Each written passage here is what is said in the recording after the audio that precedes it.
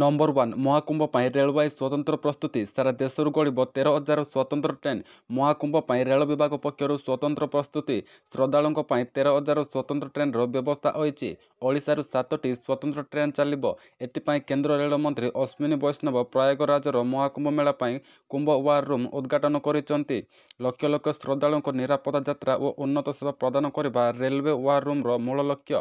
ନଜର ପକାଇବା ରେଳବାଇ ପକ୍ଷରୁ ହୋଇଥିବା ସ୍ୱତନ୍ତ୍ର ବ୍ୟବସ୍ଥା ଉପରେ କୁମ୍ଭ ମେଳା ଗଳିବ ସ୍ୱତନ୍ତ୍ର ଟ୍ରେନ୍ ରେଳ ବିଭାଗ ପକ୍ଷରୁ କୁମ୍ଭ ୱାର୍ ରୁମ୍ର ଶୁଭାରମ୍ଭ ୱାର୍ ରୁମ୍ 24-27 ଘଣ୍ଟିଆ ସେବା ଯୋଗାଇ ଦେବ। ଏଥିରେ ପରିଚାଳନା ବିଭାଗ, ଆର୍ପିଏଫ୍, ବାଣିଜ୍ୟ ବିଭାଗ ଅଧିକାରୀ ଅନୁଧ୍ୟାନ କରିବେ। ମେକାନିକାଲ ଇଞ୍ଜିନିୟର, ଇଲେକ୍ଟ୍ରିକାଲ ଡିପାର୍ଟମେଣ୍ଟ ପକ୍ଷରୁ ଅନୁଧ୍ୟାନ ଓ ପରସ୍ପର ମଧ୍ୟରେ ସମନ୍ୱୟ ରଖିବେ। ନମ୍ବର 2 ଭତ୍ତା ବଢ଼ାଇଲେ ମହାନ ସରକାର, ଏଣିକି ମିଳିବ 20,000 ଟଙ୍କା। ପୁଣି ବଢ଼ିଲା ଭତ୍ତା, ପୁଣି ଭତ୍ତା ବଢ଼ାଇଲେ ମହାନ ସରକାର। ମୁଖ୍ୟମନ୍ତ୍ରୀଙ୍କ କାର୍ଯ୍ୟକଳାପ ପକ୍ଷରୁ ବଡ଼ ଘୋଷଣା କରାଯାଇଛି। କେବଳ ଭତ୍ତା ନୁହେଁ ବରଂ ମେଡିକାଲ ଖର୍ଚ୍ଚ ବି ବହନ କରିବେ ସରକାର। ପୂର୍ବରୁ ଭତ୍ତା ବୃଦ୍ଧି କରିବା ନେଇ ଘୋଷଣା କରିଥିଲେ ମୁଖ୍ୟମନ୍ତ୍ରୀ ମୋହନ ମାଝୀ। ଏବେ ଗୃହ ବିଭାଗ ପକ୍ଷରୁ ବିବିଧତା ଭାବେ ବିଜ୍ଞପ୍ତି ପ୍ରକାଶ ପାଇଛି। ଓଡ଼ିଶା ସରକାରଙ୍କ ପକ୍ଷରୁ ଦେଶରେ ଜରୁରୀକାଳୀନ ପରିସ୍ଥିତିରେ ମିଶା ଡିଆଇଆର୍ ଏବଂ ଡିଆଇଏସ୍ଆଇଆର୍ ଆଇନରେ ବିଭିନ୍ନ ଜେଲରେ ବନ୍ଦୀ ଥିବା ସାମଗ୍ରୀମାନଙ୍କୁ ମାସକୁ 20,000 ଟଙ୍କା ପେନ୍ସନ୍ ମିଳିବ। ମୁଖ୍ୟମନ୍ତ୍ରୀ ମୋହନ ଚରଣ ମାଝୀ ପୂର୍ବରୁ ଏ ବିଷୟରେ ଘୋଷଣା କରିଥିଲେ। ଆଜି ଏ ସମ୍ପର୍କରେ ଗୃହ ବିଭାଗ ପକ୍ଷରୁ ବିବିଧତା ଭାବେ ବିଜ୍ଞପ୍ତି ପ୍ରକାଶ ପାଇଛି। ନମ୍ବର 3 ଅବସର ନିୟମରେ ବଡ଼ ପରିବର୍ତ୍ତନ, ଆସିଲା ନୂଆ ଗାଇଡଲାଇନ୍। କର୍ମଚାରୀଙ୍କ ପାଇଁ ଏକ ଗୁରୁତ୍ୱପୂର୍ଣ୍ଣ ଖବର ସାମ୍ନାକୁ ଆସିଛି। ସରକାର ସେମାନଙ୍କର ଅବସର ସମ୍ପର୍କିତ ନିୟମକୁ ପରିବର୍ତ୍ତନ କରିଛନ୍ତି, ଯାହାଦ୍ୱାରା କର୍ମଚାରୀମାନେ ଅବସର ସମୟରେ କୌଣସି ପ୍ରକାର ସମସ୍ୟାର ସମ୍ମୁଖୀନ ହେବାକୁ ପଡ଼ିବ ନାହିଁ। ନୂଆ ନିୟମ ଅନୁଯାୟୀ 18 ବର୍ଷ ସେବା ସମାପ୍ତ କରିଥିବା ସମସ୍ତ କର୍ମଚାରୀଙ୍କ ଅବସର ପରେ 5 ବର୍ଷ ପୂର୍ବରୁ ଯୋଗ୍ୟତା ସେବା ପ୍ରମାଣପତ୍ର ଦେବା ବାଧ୍ୟତାମୂଳକ ହେବ। ଏହି ପରିବର୍ତ୍ତନ ପେନ୍ସନ୍ ଏବଂ ଗ୍ରାଚ୍ୟୁଇଟି ପରି ସୁବିଧାଗୁଡ଼ିକୁ ସୁଗମ ଭାବରେ ଗ୍ରହଣ କରିବାରେ ସାହାଯ୍ୟ କରିବ। ଯୋଗ୍ୟତା ସେବା ସାର୍ଟିଫିକେଟ୍ ବାଧ୍ୟତାମୂଳକ। ସରକାରୀ ମନ୍ତ୍ରଣାଳୟ କର୍ମଚାରୀଙ୍କ ପାଇଁ ନୂଆ ନିର୍ଦ୍ଦେଶାବଳୀ ଜାରି କରିଛି। ନମ୍ବର 4 ରାଜ୍ୟରେ ନିର୍ମାଣ ହେବ କୋଷ୍ଟାଲ ହାଇୱେ 163 କିଲୋମିଟର ପାଇଁ 7,040 କୋଟି ଆକଳନ। ଟେଣ୍ଡର ଆହ୍ୱାନ କଲା ଏନ୍ଏଚ୍ଏଆଇ। ରାଜ୍ୟବାସୀଙ୍କ ଦୀର୍ଘଦିନର ସ୍ୱପ୍ନ ପୂରଣ ହେବ। ରାଜ୍ୟରେ ଶୀଘ୍ର କୋଷ୍ଟାଲ ହାଇୱେ କାମ ଆରମ୍ଭ ହେବ। କୋଷ୍ଟାଲ ହାଇୱେ 163 କିଲୋମିଟର ରାସ୍ତା ନିର୍ମାଣ ପାଇଁ ଟେଣ୍ଡର ଆହ୍ୱାନ କଲେ ଭାରତ ଜାତୀୟ ରାଜପଥ ବା ଏନ୍ଏଚ୍ଏଆଇ କର୍ତ୍ତୃପକ୍ଷ। ଏହି ରାସ୍ତା ପାଇଁ ଫେବୃଆରୀ 27 ତାରିଖକୁ ଟେଣ୍ଡର ଅବଧିର ଶେଷ ଦିବସ ଭାବେ ଧାର୍ଯ୍ୟ କରାଯାଇଛି। ଏନ୍ଏଚ୍ଏଆଇ କର୍ତ୍ତୃପକ୍ଷ 4 ଭାଗରେ 163 କିଲୋମିଟର ରାସ୍ତା ପାଇଁ ଟେଣ୍ଡର ଆହ୍ୱାନ କରିଥିବା ବେଳେ ଏ ବାବଦରେ 7,040 କୋଟିରୁ ଅଧିକ ଖର୍ଚ୍ଚ ହେବ ବୋଲି ଆକଳନ କରିଛନ୍ତି। ବହୁ ବାଦବିତା ବାରମ୍ବାର ନକା ପରିବର୍ତ୍ତନ ପରେ ପ୍ରଥମ ପର୍ଯ୍ୟାୟରେ ହେବାକୁ ଥିବା ଏହି 163 କିଲୋମିଟର ରାସ୍ତା ପାଇଁ ଏପ୍ରିଲରୁ କାମ ଆରମ୍ଭ ହେବ।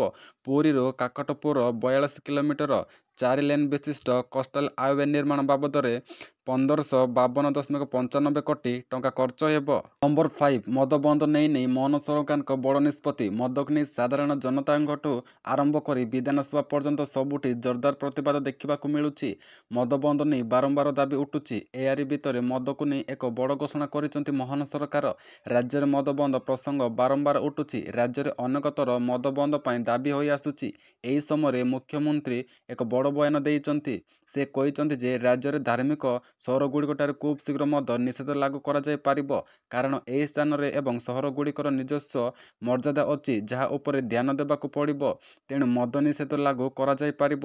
କୁହାଯାଉଛି ଯେ ଚଳିତ ବର୍ଷର ବଜେଟ୍ ଅଧିବେଶନରେ ମୋହନ ସରକାର ଏହି ପ୍ରସ୍ତାବ ଆଣିପାରନ୍ତି, ଯେଉଁଥିରେ ଧାର୍ମିକ ସ୍ଥଳରେ ମଦ ବନ୍ଦ କରିବା ପ୍ରସ୍ତୁତି ରହିଛି। ନମ୍ବର 6 ସରୋଜିନୀ ମାର୍କେଟରେ ବିକ୍ରି ହୁଏ ମୃତ ବ୍ୟକ୍ତିଙ୍କ ପୋଷାକ, ସେଥିପାଇଁ ଦାମ 100ରୁ 200 ଟଙ୍କା। ସରୋଜିନୀ ମାର୍କେଟରେ ମୃତ ବ୍ୟକ୍ତିଙ୍କ ପୋଷାକ ବିକ୍ରି ହୁଏ, ସେଥିପାଇଁ ଏତେ ଶସ୍ତାରେ ବିକ୍ରି ହୁଏ ବ୍ରାଣ୍ଡେଡ୍ କପଡ଼ା। ଦିଲ୍ଲୀରେ ସରୋଜିନୀ ବଜାରରେ ବାବଦରେ କେବେ ନା କେବେ ଥରେ ଶୁଣିଥିବେ। ସେହି ବଜାରରେ ଶସ୍ତା ଓ ଡିଜାଇନ୍ ପୋଷାକ ମାର୍କେଟ ପାଇଁ ବେଶ୍ ପ୍ରସିଦ୍ଧ। ଏପରିକି ଦିଲ୍ଲୀରୁ ବୁଲି ଯାଇଥିବା ଲୋକ ମଧ୍ୟ ସରୋଜିନୀ ଯାଇ ସପିଂ କରିବାକୁ ପ୍ଲାନ୍ କରିଥାନ୍ତି। ସରୋଜିନୀ ବଜାରରେ ବ୍ରାଣ୍ଡେଡ୍ ପୋଷାକ କେବଳ 200-300 ଟଙ୍କାରେ ବିକ୍ରି ହୁଏ କାହିଁକି? ଆଜିକାଲି ସୋସିଆଲ ମିଡ଼ିଆରେ କିଛି ବି ଭିଡ଼ିଓ ଭାଇରାଲ ହେଉଛି, ଯେଉଁଥିରେ ସରୋଜିନୀ ମାର୍କେଟରେ ମୃତ ବ୍ୟକ୍ତିଙ୍କ ପୋଷାକ ବିକ୍ରି କରାଯାଉଛି ବୋଲି ଦାବି କରାଯାଉଛି। ଯଦି ଆପଣ ମଧ୍ୟ ସେଠାରୁ ସପିଂ କରୁଛନ୍ତି, ତେବେ ବିରତି ନିଅନ୍ତୁ ଓ ଏହି ଭାଇରାଲ ଭିଡ଼ିଓ ସତ୍ୟତା ଜାଣନ୍ତୁ। ନମ୍ବର 7 ରୁଷିଆକୁ ସୈନ୍ୟ ଦେଉଛନ୍ତି କି କିମ୍? ନିର୍ଦ୍ଦେଶ ଅଛି ଧରା ପଡ଼ିବା ପୂର୍ବରୁ ନିଜକୁ ମାରିଦିଅ। ଥମିବାରେ ନାଁ ନେଉନି ୟୁକ୍ରେନ ରୁଷିଆ ଯୁଦ୍ଧ। ପାଖାପାଖି 3 ବର୍ଷ ହେବ ଉଭୟ ଦେଶ ମଧ୍ୟରେ ଘମାଘୋଟ ଯୁଦ୍ଧ ଲାଗିଛି। ଏହାରି ଭିତରେ ରୁଷିଆକୁ ସାହାଯ୍ୟ କରୁଛି କି ଉତ୍ତର କୋରିଆ? ଖାଲି ସାହାଯ୍ୟ କରୁଛି କି ତା ନୁହେଁ, ବରଂ ସୈନ୍ୟ ପଠାଇଛି। ଏବେ କିନ୍ତୁ କିମ୍ ଜୋନ୍ଙ୍କ ଏକ ଚିଠି ୟୁକ୍ରେନର ଚିନ୍ତା ବଢ଼ାଇ ଦେଇଛି, କାରଣ କିମ୍ ନିଜର ସୈନ୍ୟକୁ ନିର୍ଦ୍ଦେଶ ନିର୍ଦ୍ଦେଶ ଦେଇ କହିଛନ୍ତି, ଯାହା ବି ଏଉ ୟୁକ୍ରେନ୍ ସୈନ୍ୟ ସାମ୍ନା କରେ ମୁଣ୍ଡ ନୁଆଁଇବ ନାହିଁ। ଦରକାର ପଡ଼ିଲେ ନିଜେ ଜୀବନ ଦେଇଦିଅନ୍ତୁ, କିନ୍ତୁ ଯନ୍ତ୍ରଣା ଭୋଗିବାକୁ ଆଦୌ ୟୁକ୍ରେନ୍ ସୈନ୍ୟଙ୍କ ହାତରେ ଧରାପଡ଼ ନାହିଁ। କିମ୍ଙ୍କ ଏହି ଟିପ୍ପଣୀ ପରେ ପୁରା ବିଶ୍ୱରେ ଚର୍ଚ୍ଚା ଚାଲିଛି କି ୟୁକ୍ରେନ୍ ସହ ପରୋକ୍ଷରେ ନୁହେଁ ବରଂ ପ୍ରତ୍ୟକ୍ଷରେ ଯୁଦ୍ଧ କରୁଛି ଉତ୍ତର କୋରିଆ। ନମ୍ବର 8 କେଉଁମାନଙ୍କୁ ମିଳିବ ଆୟୁଷ୍ମାନ କାର୍ଡ? ଓଡ଼ିଶାରେ ଆୟୁଷ୍ମାନ କାର୍ଡ ପାଇଁ MOA ସ୍ୱାକ୍ଷରତା ହେବା ପରେ ସ୍ୱାସ୍ଥ୍ୟମନ୍ତ୍ରୀ ପ୍ରତିକ୍ରିୟା ଦେଇଛନ୍ତି। ରାଜ୍ୟର 3.5 କୋଟି ଲୋକଙ୍କୁ ଏହି ଯୋଜନାରେ ସାମିଲ କରାଯିବ। ମନ୍ତ୍ରୀଙ୍କ କହିବା ଅନୁସାରେ ବିରୋଧୀ ଦଳରେ ଥିବା ବେଳେ ଏହି ଲାଗୁ କରିବା ପାଇଁ ଦାବି କରୁଥିଲେ।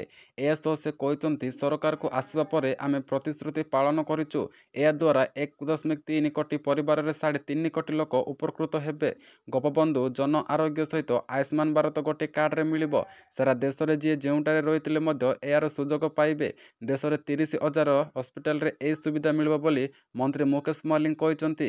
ହସ୍ପିଟାଲରେ ସେକେଣ୍ଡାରୀ ଏବଂ ଟେରସିଆରୀ କେୟାର ଏହି ଯୋଜନାରେ ଅନ୍ତର୍ଭୁକ୍ତ।